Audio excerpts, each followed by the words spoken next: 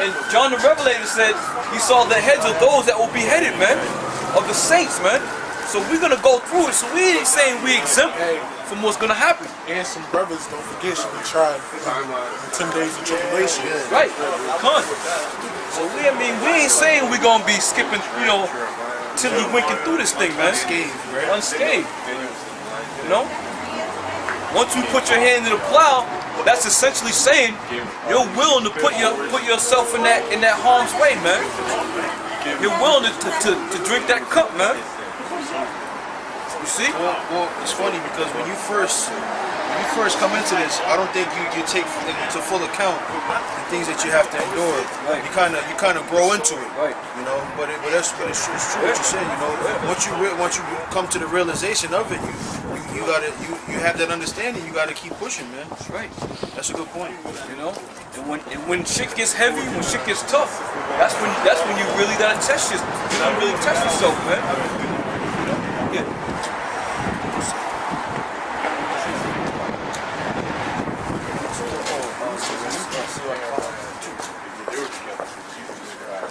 This is Sirach chapter 2 verse 1. My son, if thou come to serve the Lord, prepare thy soul for temptation. Now the Lord's saying this through Sirach. He's saying, listen, if you come to serve me, prepare your soul for temptation. Whatever temptation it may be, man. Go ahead. It says, set thy verse 2, set thy heart aright and constantly endure. Go ahead. And make not haste in time of trouble. Go ahead. Cleave unto him, Yep. and depart not away, that thou mayest be increased at thy last end. Yep. Whatsoever is brought upon thee, take cheerfully. You see that? Whatsoever is, you can go right through. Whatsoever is brought upon you, take cheerfully. Yep. Because there's gonna be something brought upon us that we're gonna say to ourselves, this shit is crazy. This shit is really crazy. Who knows, man? Some of us might get yoked up in them camps, man. Some of us might get yoked up and thrown in them camps. Just like the apostles and the disciples when they was in the prison. The Lord had to come down and, you know, release that latch, and they crept up out of there and they was back in the city. He was like, how are they back in that city? We had them locked up in this cell. You know? Quick little piece of So, just yep. Just one little quick piece of Go ahead. He said in Revelation chapter 2 verse 10, and he said, fear none of those things which thou shalt suffer. Behold, the devil shall cast some of you into prison, that ye may be tried, and ye shall have tribulation 10 days. Be thou faithful unto death, and I will give thee a crown of life. That's right. Be thou faithful unto death. Because what's going to happen is, like we said, when the cock crowed, Peter denied the Lord. So we got to be faithful unto death, man. When tribulation comes up, you can't backwash and backpedal and say, whoa, whoa, whoa, whoa. I know I'm an Israelite, but I wasn't saying the name of Yahweh Bashem, Yahweh Shai. Because you got a lot of guys out there who know what's going on in this thing, but they're resting their thoughts and their prayers on the fact that, oh, we call them Christ.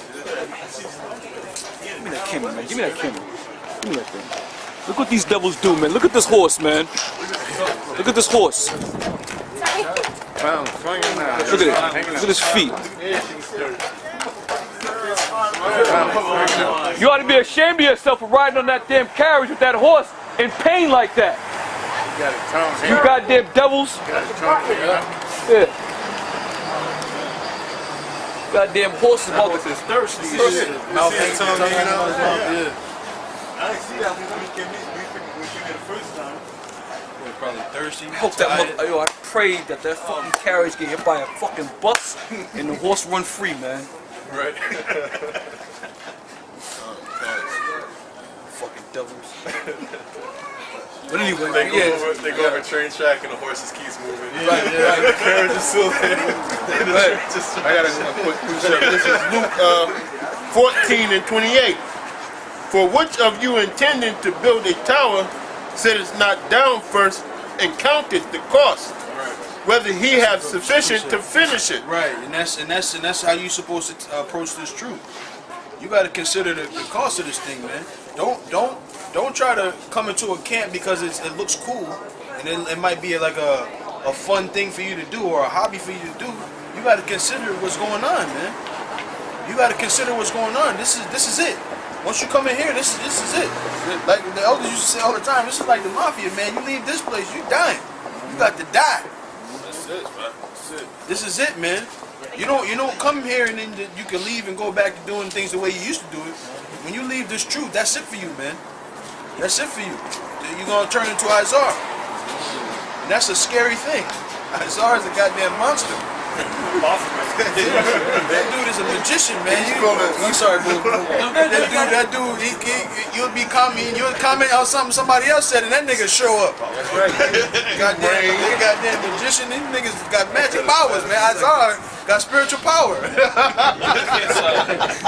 other Azar. Yeah, that dude got spiritual power. You be arguing with what's the dude? Nazarene. You be arguing with whoever, man. Izar show up. Hold on. He got over 100 things. Yeah. All of them got different personalities. Yeah, that goddamn nigga, Izar, man, is a monster. Dude got magic powers, man. Death TV, man. Death magic. Yeah, goddamn Izar is a wizard.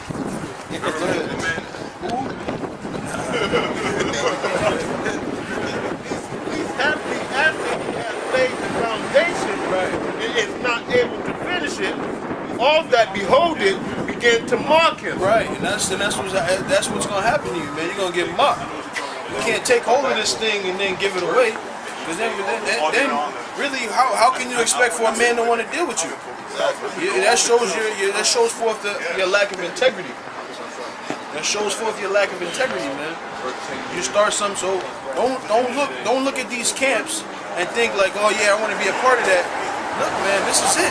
You come into one of these camps, that's it. There ain't no going back to playing basketball or selling drugs or whatever it is you do. This is it, man. Not to say you can't, play a little basketball, but in speaking to, you can't leave this truth and go back to doing the things you did, man. The Lord gonna kill you. Stay spiritual. Right. You had anything else, man? Yeah. No. Yeah, you can keep speaking. So, Yeah, I'm gonna finish it. This is verse 31. Yeah. Or what king? Oh, it's like 30. Saying this man began to build and was not able to finish. right. Or what king going to make? And that's Izar, man. He started building and he wasn't able to finish. And now you mad. You want everybody else to not finish with you. You can go ahead. Or what king going to make war against another king said it's not down first, Right. and consulted whether he be able with 10,000 to meet him that cometh against him with 20,000. Right. So in other words, you gotta consider this thing, man. You gotta sit down and really. I mean, the Lord, he giving you a chance. He's giving you a chance. Hey, listen, this is the truth. Either you do it or not. And hey, he said it. He said, I would that you be cold or hot, but don't be in the middle. So he's giving you a chance to look, consider before you come in this thing, man. You better think about it, because you can be cold, but don't be in the middle with this thing, man. Lukewarm. Right? Don't be lukewarm with this thing. Go ahead. Or else, while the other is yet a great way off, he sendeth an embassage.